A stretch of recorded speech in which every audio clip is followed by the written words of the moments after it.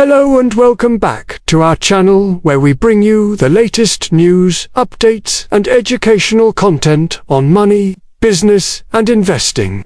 Today, we're diving into the extraordinary story of Sara Blakely, a woman who dared to dream big and turned a simple idea into a billion-dollar empire. With just $5,000 in savings and an unyielding belief in her vision, Sara embarked on a journey that would not only change her life forever, but also empower women around the world. Sara's story is a testament to the power of innovation, resilience, and the courage to follow one's dreams. So sit back, relax, and get ready to be inspired as we explore the incredible journey of Sara Blakely, the woman who sold the world Spanx. Chapter 1. The door-to-door saleswoman. Sara Blakely was born in Clearwater, Florida, on February 27, 1971. From an early age, she was a bright and ambitious young girl with big dreams for the future. However, her path to success was not an easy one. After graduating from the University of Florida with a bachelor's degree in communications, Sara found herself working a series of odd jobs trying to make ends meet. One of these jobs led her to a position selling fax machines door-to-door for an office supply company. Despite the humble beginnings, Sara excelled in her role, and within a few years, she was promoted to national sales trainer, a testament to her exceptional sales skills and work ethic. By the age of 25, she had become one of the top salespeople in the country and was raking in a hefty salary of $85,000 per year. But despite her professional success, Sara was far from satisfied.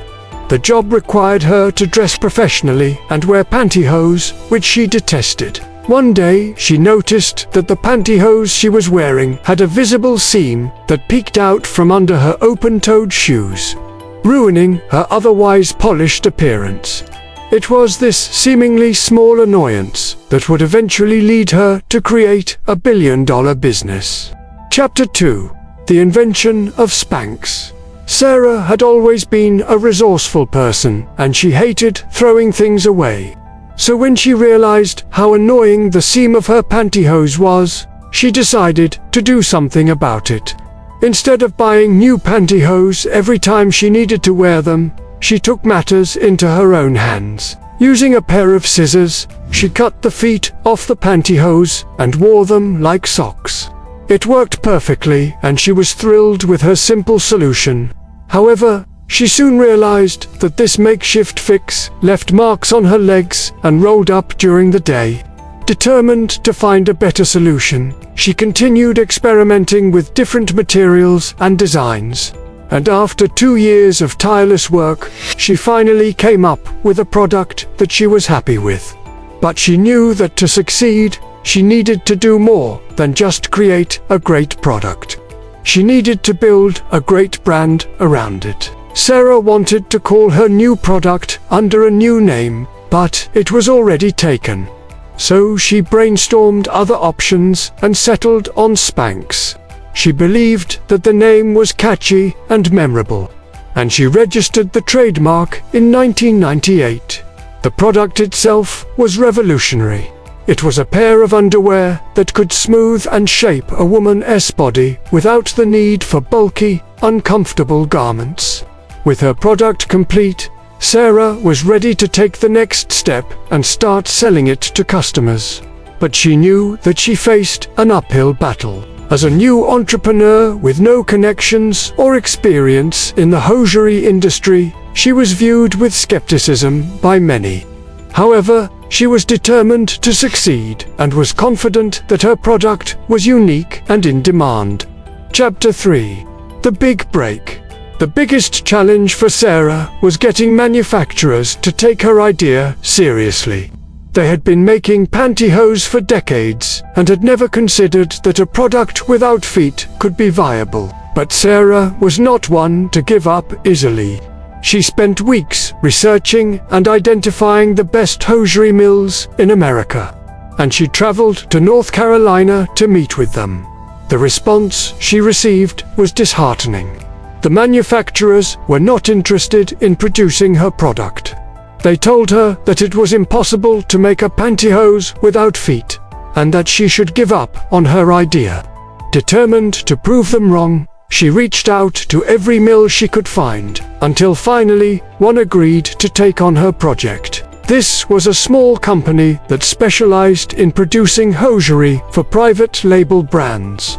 They had a reputation for quality and craftsmanship, and Sara knew that they were the perfect partner for her new product.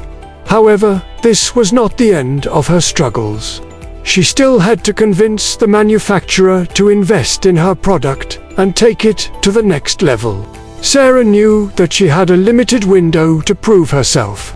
If she couldn't secure investment, she would have to go back to her old job and abandon her dreams of starting her own business. In order to stand out, she needed a killer pitch that would convince the manufacturer to take a chance on her product. She spent countless hours perfecting her pitch, rehearsing every word and anticipating any questions that the manufacturer might ask. When she finally met with the manufacturer, she delivered her pitch with confidence and passion, and it worked. The manufacturer was impressed by her product and agreed to invest in her business. With her product now in production, Sara turned her attention to marketing and sales. She knew that she had to get the word out about her new product if she wanted to make a dent in the market. Since she had no money for traditional advertising, she had to get creative. Sara started by reaching out to local boutiques and department stores, and she offered to sell her product on consignment. She also started networking with other entrepreneurs and business owners in the hopes of finding potential customers. Despite the long hours and hard work, Sara was thrilled with the progress that she was making. She had taken a risk and left her stable job to pursue her dream, and it was paying off. Chapter 4. The Oprah Effect.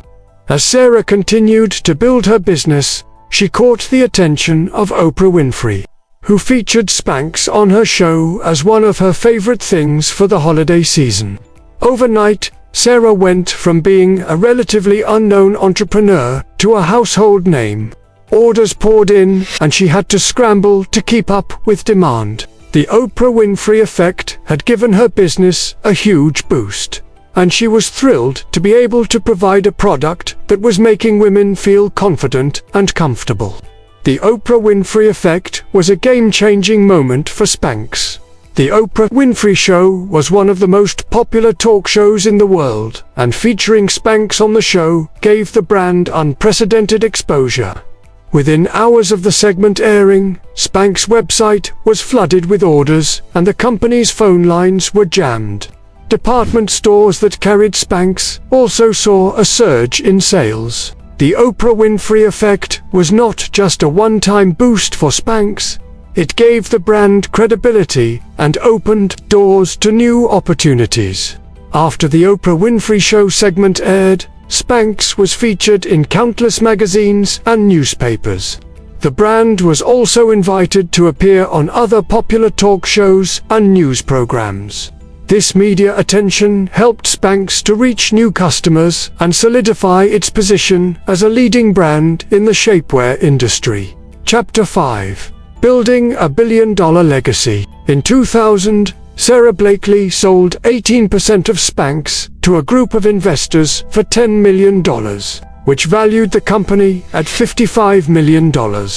In 2012, Forbes magazine named Sara the youngest female billionaire in the world, with a net worth of $1.3 billion. In 2017, she sold an additional 17% of Spanx to Blackstone Group for an estimated $250 million, bringing the company's value to $1.6 billion.